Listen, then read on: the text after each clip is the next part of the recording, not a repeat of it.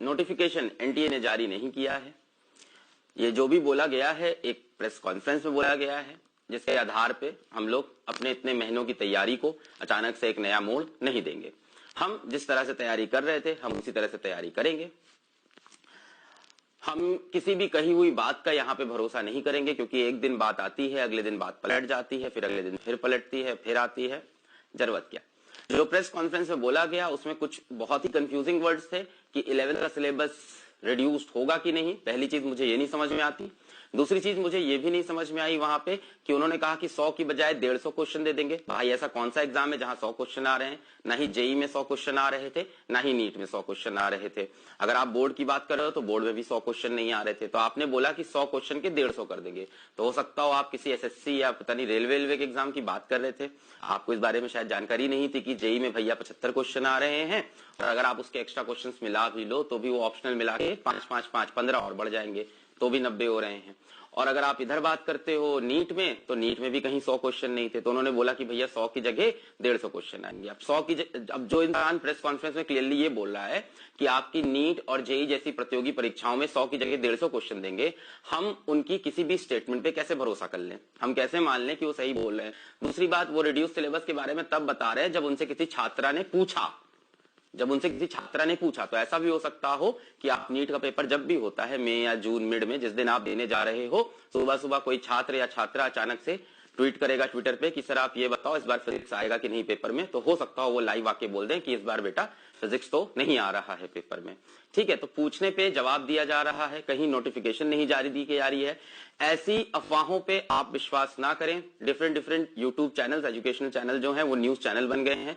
वहां पे आके उनको ये लगता है कि कौन सबसे पलक झपकते ही आपको न्यूज रिपोर्ट कर देगा। सबको अर्नब गोस्वामी बनना है, टीचर किसी को बनना नहीं है। सबको 1 मिनट के अंदर आके न्यूज देनी है। आज कई लोग आके स्ट्रेटेजी प्रस्तुत करेंगे आपके सामने कि नीट की तैयारी हमको कैसे करनी है, रिड्यूस सिलेबस की तैयारी कैसे करनी है, अब अपने दिमाग को कैसे फ्रेम करें, अब अपने स्क्रू कैसे टाइट करें, है ना भैया। अब क्या करें, अब किधर फोर्स लगाएं, किधर टॉर्क लगाएं। अब तो टॉर्क का डायरेक्शन चेंज हो जाएगा क्योंकि रिड्यूस सिलेबस हो चुका है ना। अब न्यूटन सेकंड लॉ वैलिड नहीं होगा रिड्यूस सिलेबस के अंदर।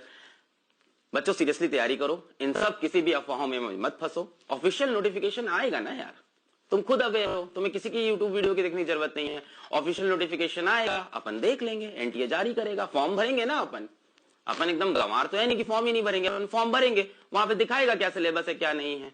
अब ये कहोगे कि सर बहुत लेट कर रहे हैं, सच बात है, पर लेट पूरे इंडिया के लिए कर रहे हैं। तो आप कोई अकेले यहाँ पे ये नहीं हो कि आपको अकेले विक्टिम बनाया गया, आपको प्रताड़ित किया, बाकी इंडिया आपसे आगे निकल जाएगा, है ना। उन्होंने कान में आके असम के बच्चों के, बिहार के बच्चों के या मध्य प्रदेश के बच्चों के कान में आके सारी बात बता दी है। उत्तर प्रदेश के बच्चों को नहीं पता है, दिल्ली के बच्चे, कुछ भी नहीं है।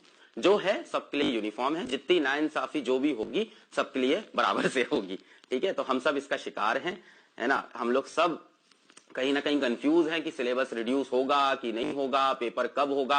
पेपर में कहीं इस बार नीट में 100 क्वेश्चन तो है नहीं, क्योंकि भाई प्रेस कॉन्फ्रेंस में तो यही सुनाई पड़ा कि 100 की जगह 150 क्वेश्चन कर देंगे। अब अगर परसेंटेज में था तो मुझे नहीं पता कि 100 का 150%, तो फिर आई डोंट नो व्हाट, मतलब क्या है क्या नहीं है। तो हो सकता हो जिस तरह से जेई का एक दिन आया पूरा, मतलब जो हंगामा मचा है उसमें किसी भी बात पे भरोसा करना बेवकूफी है, और उस पर समय बर्बाद करना बहुत बड़ी बेवकूफी है।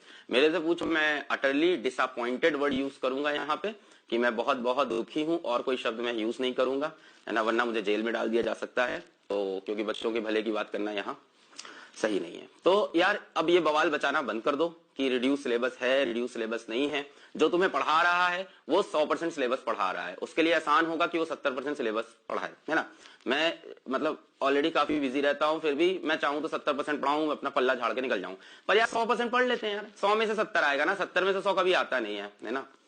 और पेपर जहां तक मुझे लगता है 180 क्वेश्चन का होगा। हो सकता हो कुछ ऑप्शनल क्वेश्चन बढ़ा दिए जाएं, जिसके बारे में हम लोग को पेपर से एक रात पहले तो पता ही चल जाएगा। जहां तक मुझे फील होता है एक रात पहले कोई ना कोई बच्चा ट्विटर पे पूछ लेगा कि क्वेश्चंस बढ़े हैं कि नहीं।